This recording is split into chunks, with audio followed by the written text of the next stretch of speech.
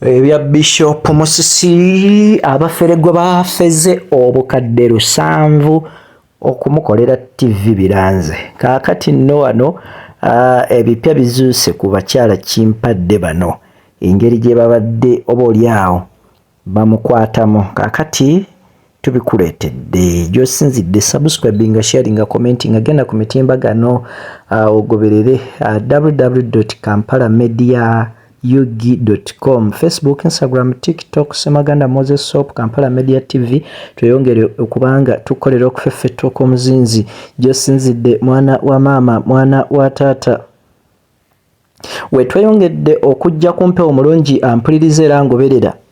ng'omusumba era Bishop w'ekkanisa emanyikiddwa nga Prayer Palace esangibwa wali ekibuye gaakaba gaakomba oluvannyuma lw'abafere okumubba ensimbi za kuno obukadde 7 bulambirira era bassebo ne bannyabo nga bano abagenze mu maaso okubanga obaolyawo bamufera bamutegeeza nga bwe baali bagenda okumuyambako okukola omukotu gwa TV.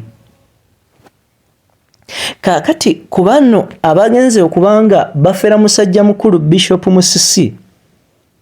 musajja wa Katonda bambi kuliko Rita Namarwa nga wa myaka 33 era ngono tukoze okufeffetta gwe mulungi ampuliriza naawe angoberera ng'omukyala ono Namarwa mukyala wa mutawaana nnyo mu kyosobola okuyita cyber crime oba okwetaba mu bumenyi bw'amateeka nga ayita ku mitimbagano.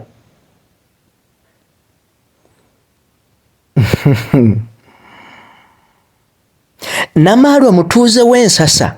ebulindo wano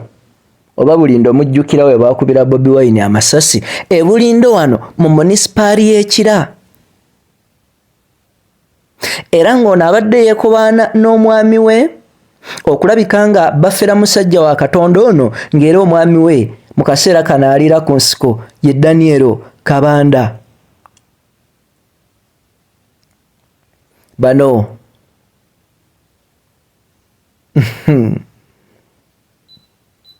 wabula okuddira ne bafera omuntu nga Bishop Musisi kyewuunyisa kubanga oteekeddwa okukimanya nti Bishop Musisi y'omu ku b'osobola okuyita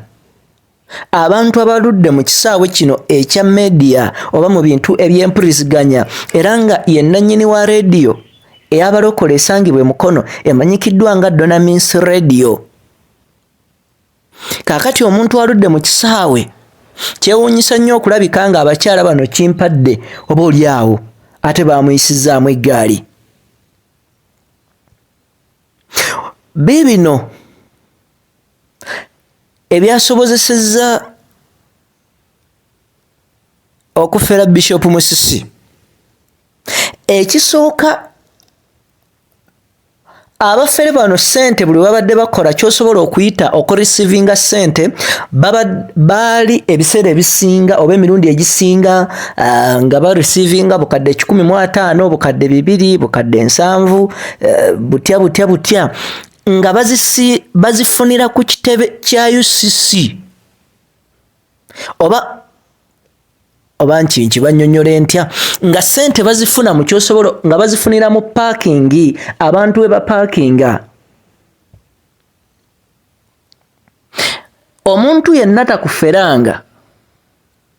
kubanga mulimu ebifo nga buli muntu yenna asobola okubyakisesinga n'olwekyo oli waba takukutte bukolokolo n'akutwala mu yafeesi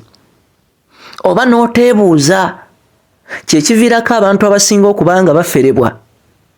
kubanga bano bassebo ne bannyabo ensimbi baali bazifunira mu paakingi mu mmotoka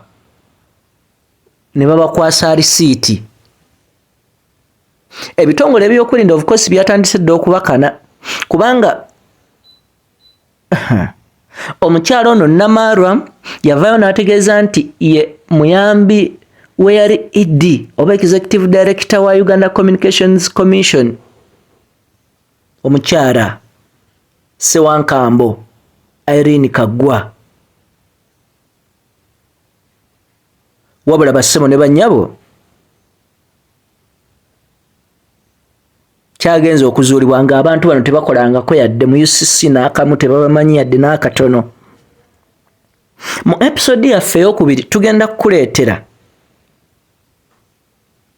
kyajja kitya Bishop okukwatagana n'abantu bano, kubanga bano bamutegeeza nti bagenda kukola byonna okukakasa nga TV gy'ayagala eya Donamis TV eri ku mpewo.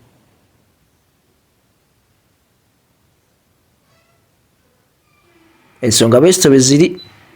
tugenda kukuleetera ebintu ebirala. Kola ekintu kimu, subscribe nga sharing nga commenting. Ssemaganda Moses Hope lwa Kampala Media TV yonna gy'osinzidde.